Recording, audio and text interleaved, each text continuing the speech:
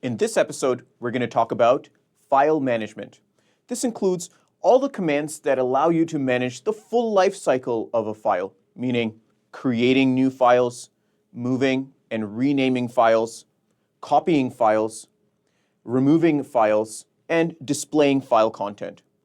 If you've been following along, you might recognize a few of these commands, such as move or rename, copy, and remove, as these same commands also work for directories. However, files having actual text content will allow you to read them out using cat to display the file content directly in the command line, or less to display the file inside a pager, allowing you to navigate using arrow keys and even using search functions inside the file to filter and find text. So, in the upcoming lab, we're going to go over all these commands that will allow you to manage the full life cycle of a file on your Linux system. Please stay tuned. Hi, in this episode, we are going to talk about file management.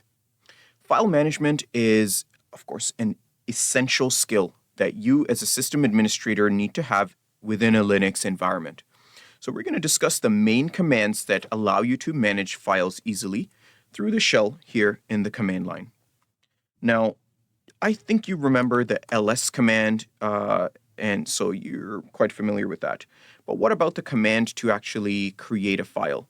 Well, to create a directory, if you remember and have been following along, we can type mkdir to create some directory. But what about to create an empty file? Well, here is my directory. If I want to create an empty file inside, I can use the command touch. So I can give the path now. I can say file1 will be inside this directory.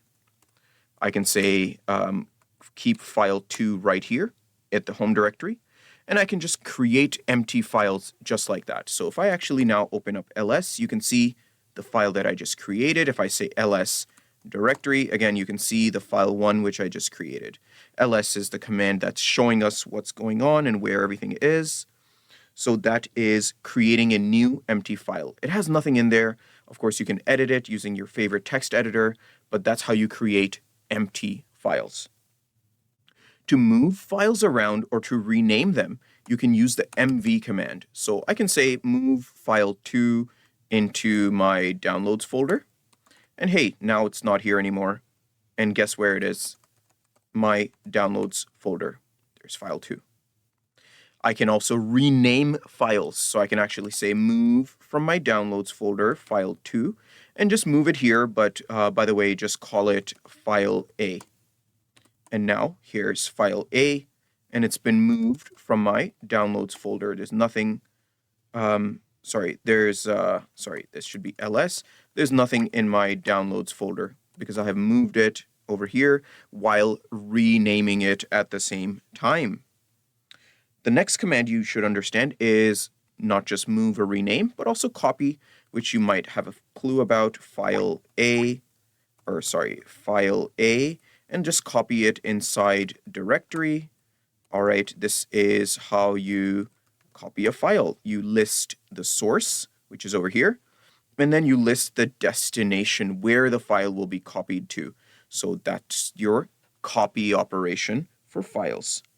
To remove a file, you can use the rm command and say inside directory, I want to remove file1, and simple as that, you can remove files. Now, what about files which actually have content? So let's go and set this up for ourselves. I'm going to open File, and inside Directory, there's File A, and I'm going to write some lines, some more lines, and really just try to fill up my document with a number of lines and finally close out.